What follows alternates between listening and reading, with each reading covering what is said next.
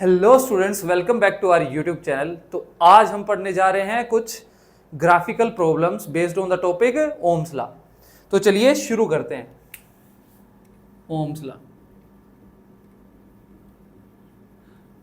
हमने last lecture में इसको कवर किया था। इसमें हमने पढ़ा था V is directly proportional to I। V यहाँ पे किसको रिप्रेजेंट कर रहा है? Potential difference. और I यहाँ पे किसको रिप्रेजेंट कर रहा है? इलेक्ट्रिक करंट को रिप्रेजेंट कर रहा है। अच्छा, फिर इसी का ये अल्टीमेटली जो हमारे पास फॉर्मूला आया था वो क्या आया था? V is equal to I R. ये फॉर्मूला पढ़ा था हमने। तो चलिए आज इसकी ग्राफिकल प्रॉब्लम्स भी सोल्व कर लेते हैं। हमने y एक्सिस के अलोंग जो है वो लिया है पोटेंशियल डिफरेंस, यानी कि V की वैल्यू किस में ली है? वोल्ट्स में ली है। x एक्सिस के अलोंग लिया है हमने करंट इन एम्पेयर। तो जो VI ग्राफ जो आता है किसी भी एक कंडक्टर, वो कैसा आएगा? ग्राफ कुछ ऐसा आएगा, स्ट्रेट लाइन ग्राफ। कैसा ग्राफ आएगा? एक स्ट्रेट लाइन ग्राफ। अब जैसे, अच्छा ये क्या है? यहाँ पे डायरेक्टली प्रोपोर्शनल है, यानी कि एक चीज बढ़ने से दूसरी चीज भी क्या होगी? बढ़ेगी। जैसे कि हम वोल्टेज बढ़ाते जा रहे हैं, कितनी वोल्ट की? अभी 10 वोल्ट। तो करंट कितना है? मान लिया हमने 2 एम्पियर। हमने वोल्टेज और ज्यादा बढ़ाई, कितनी कर दी? वोल्टेज बढ़ा के 20 वोल्ट कर दी। तो करंट भी कितना हो जाएगा? 4 एम्पियर। हमने वोल्टेज 3 गुना बढ़ा दी, तो करंट भी कितने टाइम्स हो जाएगा? 3 टाइम्स। अगर 30 वोल्ट कर दिया तो यहाँ पे करंट भी कितना हो जाएगा? 6 एम्पियर।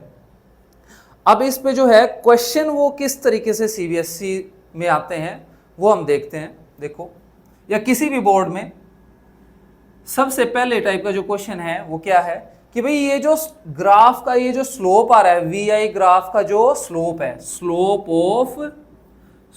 ऑफ VI ग्राफ, ये हमें किस चीज को बता रहा है? क्या रिप्रेजेंट कर रहा है ये? तो सबसे पहले तो ये स्लोप निकालना हमें आना चाहिए, ठीक है। तो स्लोप कैसे निकालते हैं? कोई भी 2 पॉइंट चूज कर लो इस ग्राफ पे। जैसे कि एक पॉइंट मैंने ये चूज किया और दूसरा पॉइंट मैंने क्या किया? ये वाला पॉइंट चूज किया। तो एक ट्राइंगल फॉर्म कर लो। यहाँ क्या कर लो? एक ट्राइंगल फॉर्म कर लो। एक ट्राइंगल बन गया ये। तो इसमें परपेंडिकुलर क्या है? ये क्या है? परपेंडिकुलर। ये है थीटा, ठीक है। ये क्या है हमारे पास? परपेंडिकुलर। और ये क्या है हमारे पास? बेस, ठीक है। तो परपेंडिकुलर को किससे डिवाइड कर दो? बेस से। तो इस ग्राफ का क्या आ जाएगा? स्लोप। और वो रिप्रेजेंट किसको करेगा? यहाँ पे बेसिकली यहाँ पे ये रिप्रेजेंट किसको कर रहा है? रेजिस्टेंस को। देखो y एक्सिस के अलोंग हमारे पास क्या है? वोल्टेज V, और x एक्सिस के अलोंग हमारे पास क्या है? करंट। तो V को I से डिवाइड करोगे तो तुम्हारे पास वैल्यू किसकी आएगी? रेजिस्टेंस की। I इधर मल्टीप्लाई में था, इधर आगे क्या हो गया? डिवाइड हो गया। तो हमारे पास किसकी वैल्यू आएगी? रेजिस्टेंस की। तो ये जो VI ग्राफ का जो स्लोप है हमें किसको बताता है? रेजिस्टेंस को बताता है। जैसे कि यहाँ पे कितना रेजिस्टेंस है उस वायर का, निकालते हैं। देखो यहाँ पे चेंज इन वोल्टेज कितनी है? देखो इन 2 पॉइंट्स के बीच में, यहाँ पे थी 20 और यहाँ कितनी थी? 30। तो total voltage, change in voltage कितना आ गया? 10 वोल्ट। कितना आ गया? 10 वोल्ट। डिवाइड बाई करंट कितना है यहाँ पे इन 2 पॉइंट्स के बीच में? एक ये वाला पॉइंट हो गया और दूसरा ये। तो 4 से लेके 6 एम्पेयर के बीच में कितना करंट चेंज हुआ? चेंज इन करंट कितना है यहाँ पे हमारे पास? 2 एम्पेयर। तो R की वैल्यू क्या आएगी यहाँ से? 5 ओम। R इज इक्वल टू 5 ओम। तो जो भी कंडक्टर था जिसमें कि हमने क्या किया है, यहाँ पे पोटेंशियल अप्लाई करके कुछ करंट फ्लो कराया, तो उसका रेजिस्टेंस कितना था? 5 ओम। तो इस तरीके से हम किसी भी एक अननोन वायर का रेजिस्टेंस फाइंड आउट कर सकते हैं इस VI ग्राफ से। अच्छा, अगला जो क्वेश्चन है वो कैसा आता है? देखो,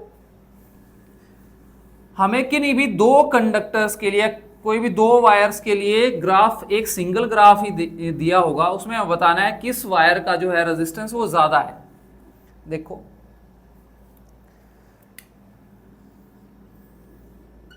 नेक्स्ट जो ग्राफ है कुछ ऐसा आएगा।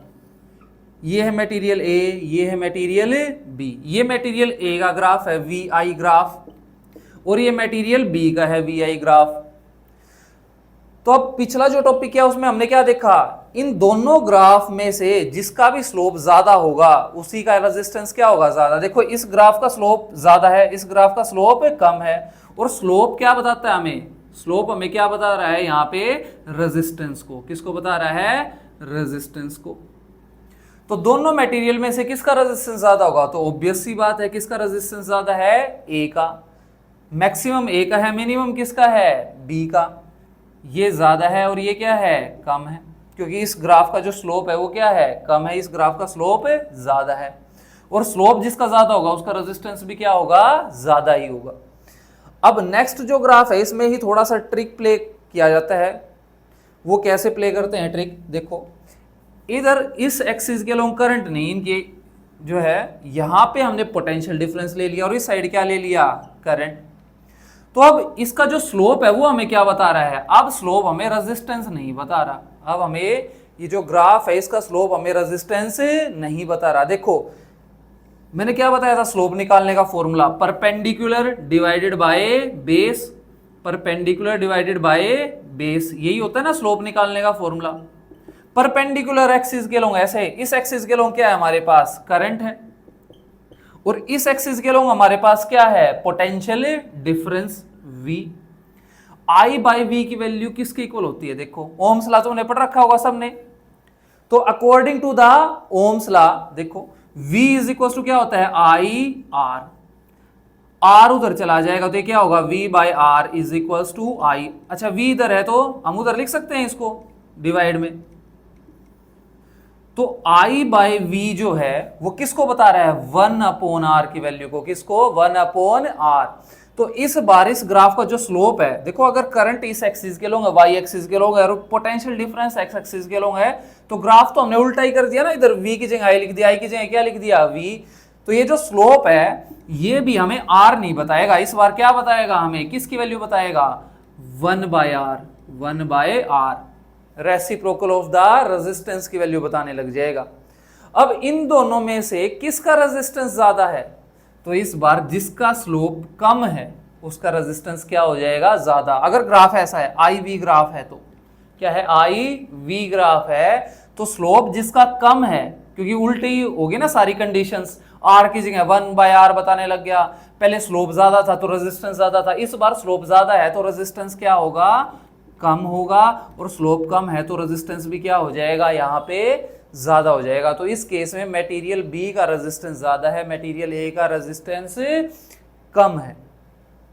तो होपफुली आप सबको ये समझ में आया होगा, कुछ ग्राफिकल प्रॉब्लम्स हमने यहाँ देखी। तो आज के लिए सिर्फ इतना ही, मिलते हैं अगली वीडियो में।